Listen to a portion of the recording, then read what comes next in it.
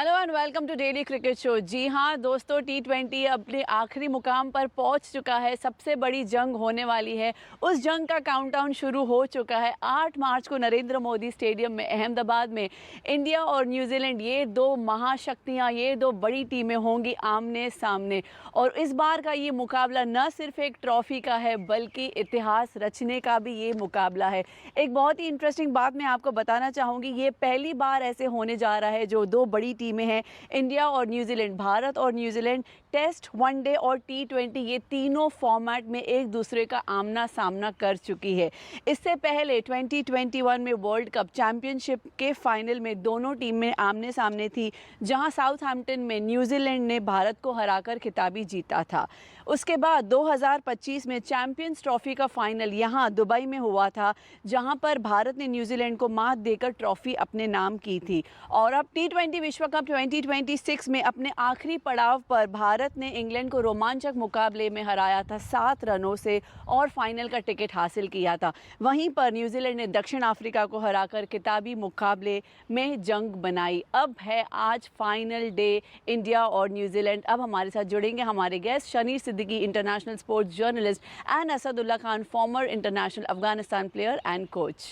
ICC man T20 world cup में आ चुका है फाइनल दिन, जब होंगे दो बड़ी टीमें आमने और सामने, इंडिया और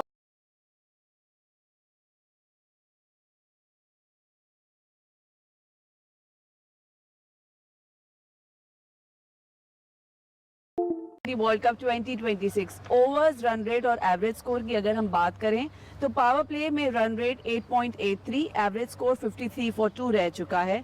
मिडिल ओवर्स में 8.76, एवरेज स्कोर 88 फॉर 2, और डेथ ओवर्स की अगर हम बात करें तो 10.32 और 41 फॉर 2 का एवरेज स्कोर रह चुका है। ओवरऑल अगर हम देखें तो 9.13 एंड 183 फॉर 6 का ये स्कोर रह चुका है। ये है इनिंग फेसेस की बात। सर, अगर इस आंकड़ों पे अगर आप कुछ बात करना चाहें, कुछ एलैबोरेट करना चाहें तो जो आप इनिंग फेसेस की बात कर रही हैं, देखिए अहमदाबाद ग्राउंड कंपैरेटिवली अगर हम करें कि वानखेड़े या ईडन गार्डन के मुकाबले नया ग्राउंड है ना। और सबसे एक आंकड़ा ये भी है कि इंडिया जब भी वहाँ फाइनल में पहुँचता है तो अभी तक उसकी परफॉर्मेंस जो है वो बहुत इम्प्रेसिव नहीं रही है। तो कल इंडिया को ये भी साबित करना है कि ऐसा कुछ नहीं है, हमारा ग्राउंड है, हमारा घर है, हमारा कप है जी। तो ये एक चैलेंज होगा इंडिया के लिए। हाँ, जैसा आप अहमदाबाद के बारे में बताई थी कि अहमदाबाद के पास टेक्निकली देखा जाए तो बहुत मैचेस उस ग्राउंड पे नहीं है। तो अगर हम पावर प्ले की बात करें तो अहमदाबाद के उस ग्राउंड पे 8.83 के हिसाब से स्ट्राइक रेट से रन बने हुए हैं।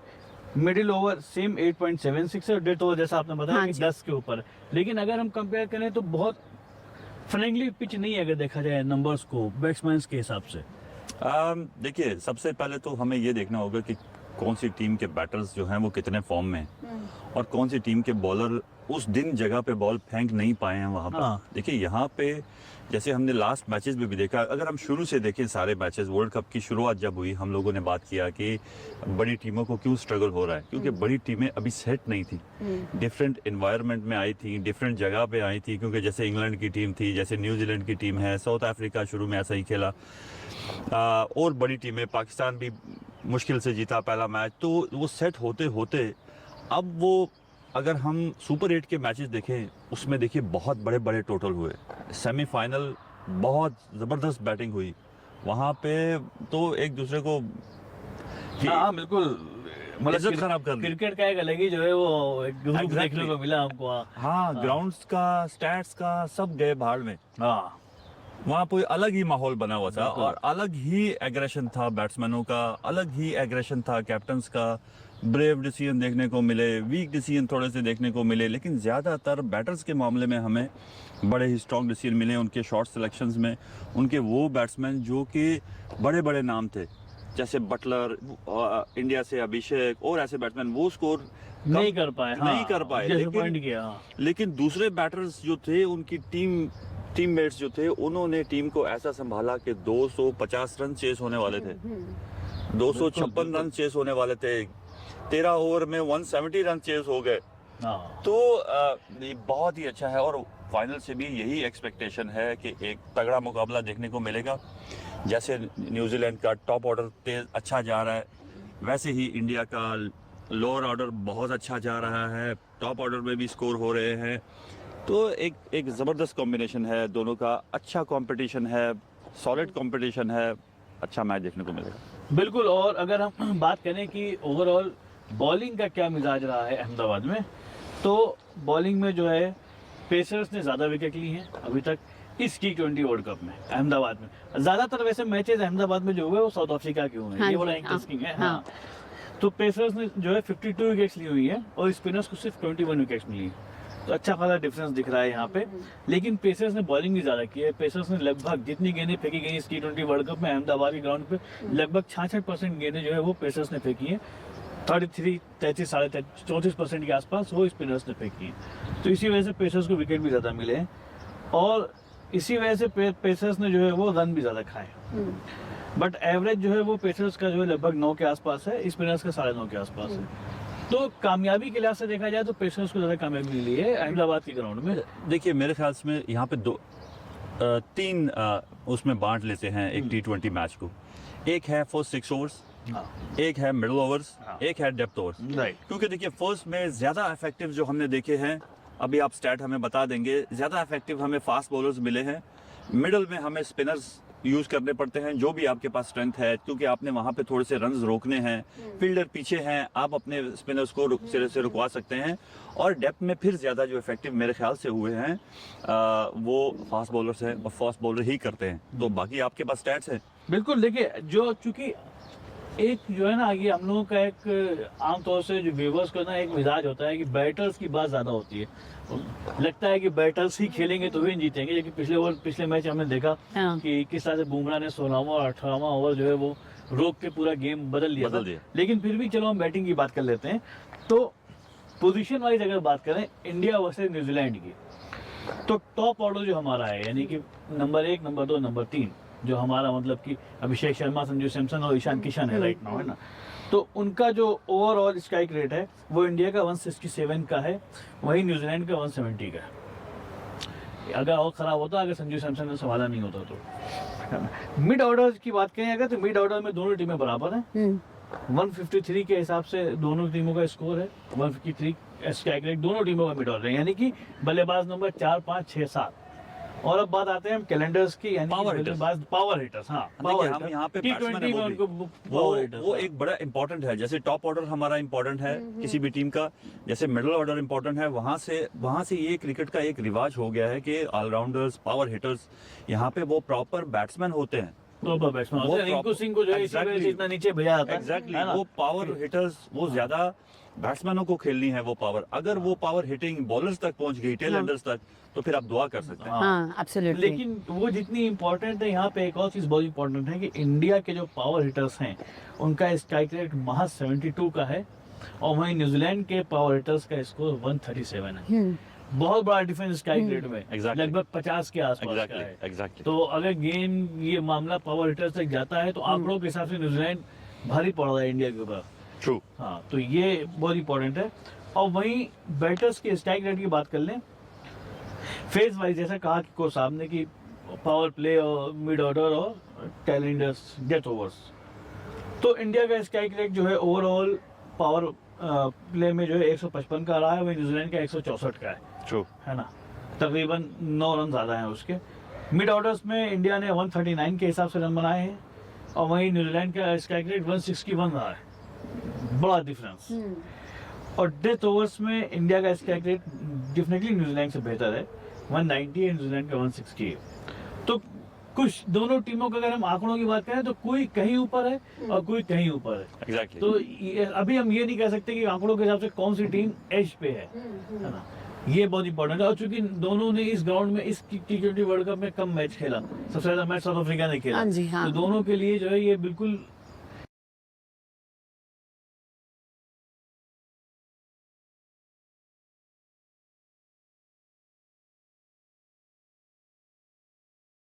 का जो स्ट्राइक रेट है वो 173 का है, हाँ। न्यूजीलैंड का 174 का है, मोर और लेस बराबर है। स्पिनर्स के खिलाफ इंडिया का स्ट्राइक रेट 134 का है, न्यूजीलैंड का 148 का है। न्यूजीलैंड यहाँ पे आगे है स्पिनर्स को खेलने में। तो बॉलिंग का अगर हम बात करें तो ये, वही बॉलिंग की बात करें अगर हम फेज वाइज बॉलिंग की, तो इंडिया का जो एवरेज रहा है पावर प्ले में वो 7.49 रहा है, न्यूजीलैंड का 7.95 इकोनॉमी रेट, सॉरी हाँ। और इंडिया का जो मिड ओवर में इकोनॉमी 8.79 रही है और न्यूजीलैंड की 7.8 है। बहुत ज़्यादा डिफरेंस नहीं दिख रहा मुझे यहाँ पे। इवन की डेथ ओवर्स में भी मोर और लेस सेम है, इंडिया का 9.5 है, न्यूजीलैंड का 10.5 है। तो ये इंपॉर्टेंट हो जाता है यहाँ पे कि पेसर्स के खिलाफ इंडिया ने क्या खेला, स्पिनर के खिलाफ कितना खेला। उस एज में स्पिनर के खिलाफ न्यूजीलैंड बेहतर दिख रहा है मुझको। लेकिन हमें एक चीज़ ये भी माननी पड़ेगी, आपके जो एनालिसिस हैं, आपका जो डाटा कलेक्शन है वो ही बड़ा परफेक्ट है। वो किसी भी बड़ी अच्छी इन्फॉर्मेशन दर्शकों को भी मिलती है, क्रिकेटर्स को भी मिलती है।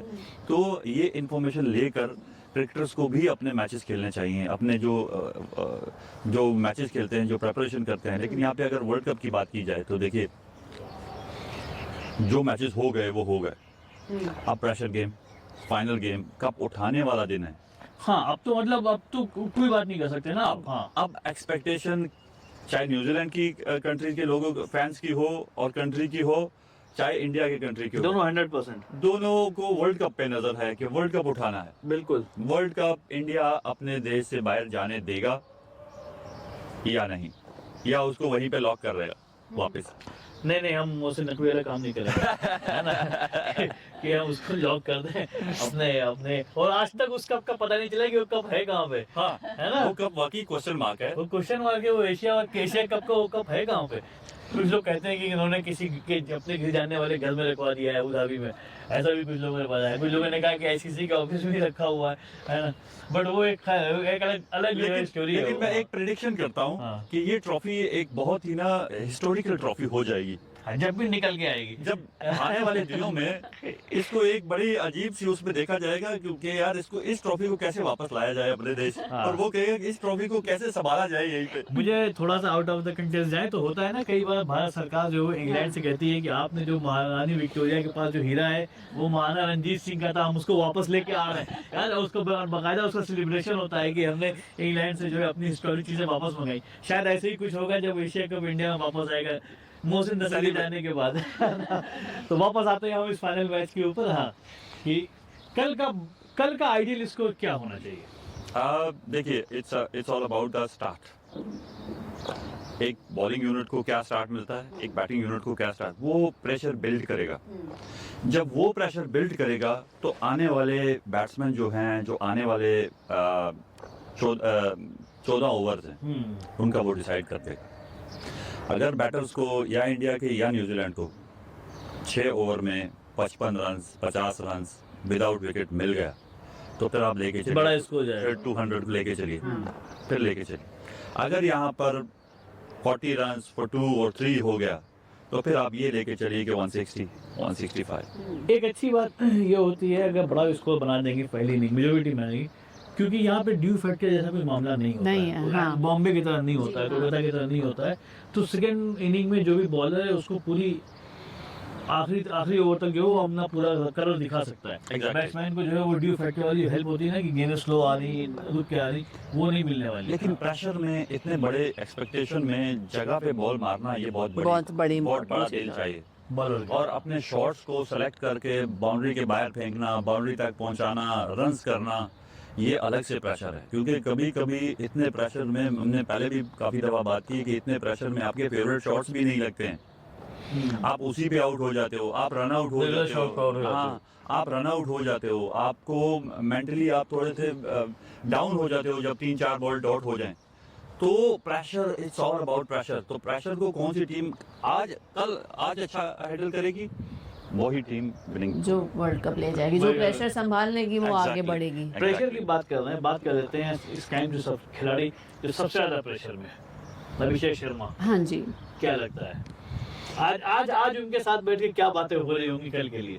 देखिए, मेरे ख्याल से बड़ा टीम का जबरदस्त बिहेव होगा, क्योंकि वो अभी हैं, अभी वो टीम में मैच हैं बने हुए हैं, और टूर्नामेंट में बने हुए हैं। हाँ, और वो कल मैच में उतरेंगे।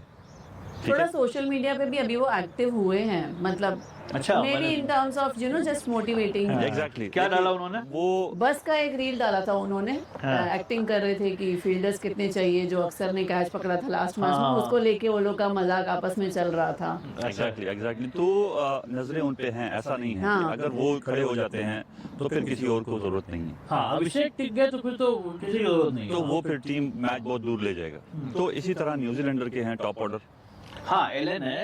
एलन ने अच्छा खेला। एलन ने पिछली बार साबित किया कि मैं अकेले ही काफी हूँ, है ना, किसी की जरूरत नहीं है। प्रेशर क्रिएट करने में कामयाब हो गया हाँ। तो टीम इंडिया से मैच दूर चला जाएगा। हाँ, बिल्कुल। तो दोनों तरफ गुड स्किल्स, मेंटल टफनेस देखिए, इंडिया का भी आप थ्रू आउट मेंटल टफनेस देखें तो बड़ा जबरदस्त है। अगर न्यूजीलैंड का भी देखें, क्योंकि वर्ल्ड कप फाइनलिस्ट टीमें हैं, हाँ। इन्होंने बड़ी बड़ी टीमों को हराया, हरा कर ऊपर आए हैं। हरा कर ऊपर आए जी। हैं। तो top two teams mentally tough दोनों, skill wise high level skills, bowlers पूरे हैं, बैटर्स पूरे हैं, जोश है, एक्सपेक्टेशंस हैं। सचिन ने रविंद्रा पे खास निगाह रखनी होगी, मेरा ऐसा मानना है एलन के बाद। हाँ। क्योंकि Exactly. रविंद्रा ने जो है पिछले 3-4 मैचेस में जो है बॉलिंग और बैटिंग दोनों दोनों जो में है अच्छा बहुत खेला है। कमाल। और उसकी बात खास बात ये है रविंद्रा के साथ कि जब वो जहाँ जरूरत होती है ना उसी तरह खेलते हैं। अगर स्लो खेलना है, विकेट बचाना है तो दूसरा खेलेंगे, मारना है तो मारना शुरू कर देते हैं। और वो बॉल ही इज अ बैटर, लेकिन वो बॉलिंग में ज्यादा अच्छा परफॉर्म कर रहे हैं। देखिए वो बहुत सारे स्किल्स हैं उनके हाँ। पास। वो विकेट के चारों तरफ खेलने की खेल लेते हैं, सलाहियत हाँ, सलाहियत बिल्कुल, रखते बिल्कुल, ये हैं। कमाल बात है। वो तेज खेलने की सलाहियत रखते हैं, वो टीम को लेके जाने की सलाहियत रखते हैं। जब वो बॉलिंग में आएंगे तो वो अपने कुछ सपोर्ट बॉलिंग में दे सकते हैं। तो बड़े हैंडी क्रिकेटर हैं न्यूजीलैंड के लिए। तो एक अच्छा मुकाबला देखने को मिलेगा। बिल्कुल। अब देखना होगा कल जो है उनके कैप्टन सेंटनर वो क्या फैसला लेते हैं टॉस जीतने के बाद, या सूर्य कुमार यादव क्या फैसला लेते हैं टॉस जीतने के बाद। कल क्या लगता है, टॉस जीते अगर स्काई तो क्या करना? देखिए इतने बड़े स्किल्स में मुझे नहीं लगता कि टॉस को इफेक्ट करेगा। हाँ, मुझे नहीं लगता कल के मैच में टॉस का हाँ, बड़ा सही। फैक्टर होने जा रहा है। हाँ। इतना बड़े स्किल लेवल पे मैच है, इतने अच्छे स्किल्स हैं दोनों के पास, तो डेफिनेटली वो बिना टॉस के भी माइंड सेट करके आएंगे, विद अ टॉस भी माइंड सेट करके आएंगे। तो यहाँ पे प्रेशर वही होगा जो पहले प्रेशर बनाएगा, जो पहला मौका मारेगा दूसरा गिरेगा। तो अच्छा, पहला प्रेशर जरूरी नहीं कि बैटिंग नहीं बने, वो ऐसा भी हो सकता है कि आप बॉलिंग बॉलिंग में भी लेके अच्छा आए कर सकते और हैं, आपने हाँ। शुरू के 6 ओवर में 3 विकेट निकाल देखिए दिए। ओपनिंग बॉलर्स और हाँ। ओपनिंग बैटर्स हाँ, वो बहुत मैटर करेगा। वो मैटर करते हैं। हाँ, वो तो ये 6 ओवर बचाने हैं, चाहे वो बचा लें चाहे वो बचा लें। बड़ा मैच है, दोनों टीमें जाहिर है पूरी तैयारी से आएंगी। लेकिन क्या स्ट्रेटजी होगी कल इंडिया की? क्या कुलदीप यादव टीम में हो सकते हैं, आपको लग रहा है? मेरा ऐसा मानना है कुलदीप यादव को टीम में कल रखना चाहिए। 2, जबकि न्यूजीलैंड का रिकॉर्ड अभी तक इस T20 वर्ल्ड कप में स्पिनर के खिलाफ बहुत अच्छा रहा है, उनका स्ट्राइक रेट बहुत अच्छा रहा है। लेकिन कुलदीप यादव को अभी तक उन्होंने खेला नहीं है इस टूर्नामेंट में। देखिए कुलदीप यादव के अगेंस्ट मुझे नहीं लगता कि पूरे टूर्नामेंट में वो किसी चाइनामैन को खेले हैं। हाँ, किसी ने नहीं न्यूजीलैंड। खेला है। हाँ, किसी को नहीं खेले हैं। हाँ। तो कुलदीप यादव ऐसा नहीं है कि वो एक शुरू नहीं बॉल कर रहा है, पहली दफा बॉल कर रहा है। कुलदीप उसने यादव आपको टूर्नामेंट जिताए हैं, टूर्नामेंट मैचेस जिताए हैं और मैचेस जितवाए हैं। और दूसरे जो स्पिनर हैं वो लेग स्पिनर वो इतना कोई अच्छा परफॉर्म नहीं कर रहे हैं। लास्ट मैच में उन्होंने 64 रन खाए, हाँ, वरुण चक्रवर्ती ने कल जिस तरह उससे से रन पहले खाए, भी वो 10 के ऊपर से औसत के रन खा रहे हैं। और मिडिल ओवर्स में रन्स की औसत थोड़ी गिरनी चाहिए, बिल्कुल। ना कि बढ़नी चाहिए। अगर मिडिल ओवर्स में भी आपके 12 से 10 से 13 से 14 पे एवरेज जा रहा है तो फिर बड़ा आप स्कोर 200 बनने से आप नहीं रोक 250 पाएंगे। भी नहीं रोक पाओगे। नहीं रोक पाएंगे, बिल्कुल। तो जरूरी है कि कल अगर इंडिया पहले बॉलिंग करता है इन हाँ। केस, तो बहुत प्रेशर होगा बुमराह और अर्शदीप के ऊपर कि जल्दी से पहले 6 ओवर में कम से कम वो 2-3 विकेट इंडिया को दें। देखिए आपने बड़ी जबरदस्त बात की तरफ इशारा किया। यहाँ पर बॉलिंग लाइनअप में भी, बॉलिंग पार्टनरशिप में भी देखना होगा बुमराह और अर्शदीप की। अर्शदीप का ही मुझे वो इन दोनों का कॉम्बिनेशन, मुझे अभी भी समझ में नहीं आ रहा सूर्य कुमार यादव का क्या थॉट प्रोसेस है। ये आपके पास बुमराह जैसा बॉलर है और आप जो है वो हार्दिक पांड्या से जो है वो साथ में कॉम्बिनेशन बना रहे हो ओपनिंग बॉलर्स। एग्जैक्टली। जी, तो बुमराह यहाँ जिससे पे सारे बैट्समैन डरते हैं। हाँ, यहाँ पे 2-2 ओवर का पार्टनरशिप यहाँ पे चाहिए। बिल्कुल। देखिए यहाँ पे अगर अच्छा पार्टनरशिप बनेगा, जैसे हमने पहले कहा कि जिसने पहले प्रेशर क्रिएट कर दिया वही मैच जीतेगा। गेम उसी का। उसका चांस ज्यादा है उसके Absolutely. कि जो बाद में करेगा। बाद में कुछ भी हो सकता है। देखिए अगर प्रेशर बिल्ट हो गया तो आपके बड़े बड़े 30 मार खान जो है ना उनसे नहीं शॉट नहीं नहीं होगा। लगेगा। फिर हम कहेंगे कि उनका स्किल लेवल नीचे है। नहीं, आपने उसको प्रेशर में डलवा दिया है ऊपर से। आपने उसको प्रेशर में डलवा दिया है तो वो नहीं परफॉर्म कर पाएगा। तो प्रेशर रोकने की बात है तो बात यही कि इन केस अगर इंडिया पहले बॉलिंग करता है तो पहले 6 ओवर में हम 3 विकेट हम कैसे भी करके निकालें। मिडिल ऑर्डर में जो है डेफिनेटली कुलदीप यादव को टीम में होना चाहिए ताकि वो कहीं ना कहीं बैट्समैन को जिसको कहते हैं ना फंसा के रखेगा।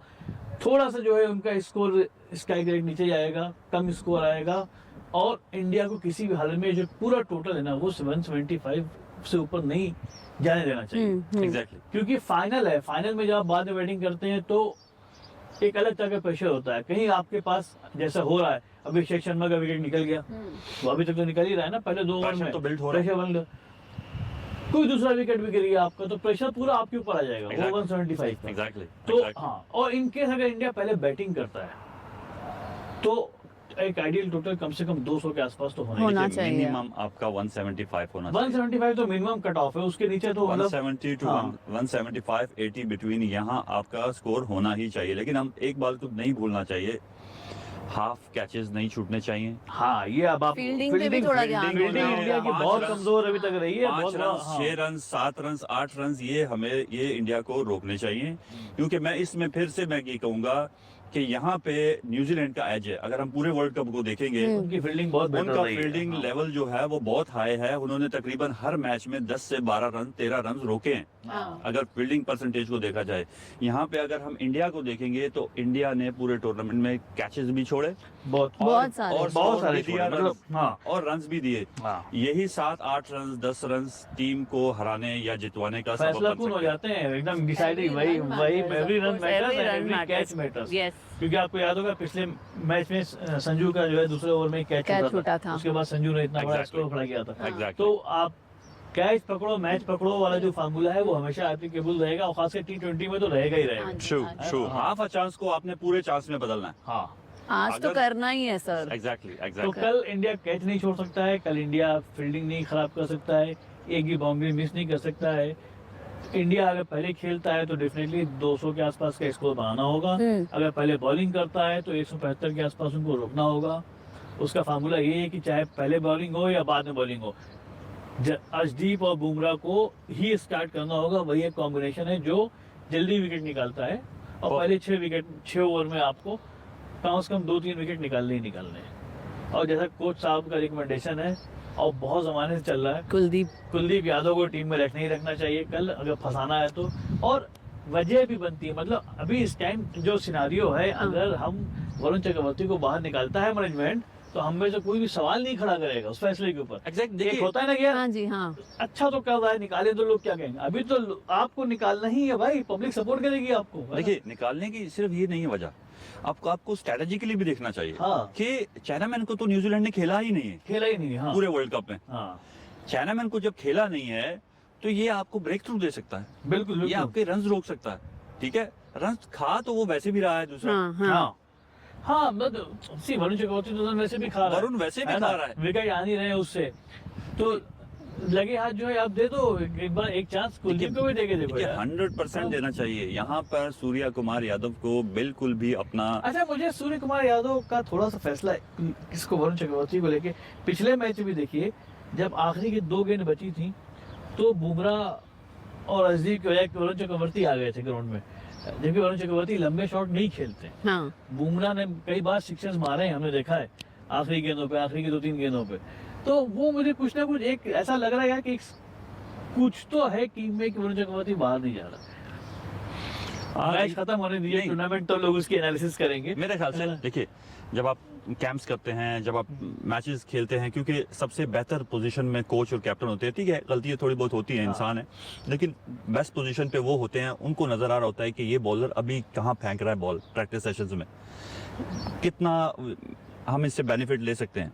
तो मैं फिर कहूँगा कि कैप्टन और कोच अच्छा देख सकते हैं, वो अच्छा डिसीजन कर सकते हैं। लेकिन अभी तक हमें कुलदीप यादव को देखने को नहीं मिला है, देखने को नहीं मिला ना, सही बात है। और एक ये हो सकता है उनको डालने की वजह कि न्यूजीलैंड ने रिस्ट स्पिनर चाइनामैन को नहीं खेला है इस पूरे वर्ल्ड कप में। बिल्कुल बिल्कुल, तो ये है मामला। जैसे कि हम कहते हैं एवरी रन मैटर्स और एवरी कैच मैटर्स, जैसे और भी हम मानते हैं कि कैचेस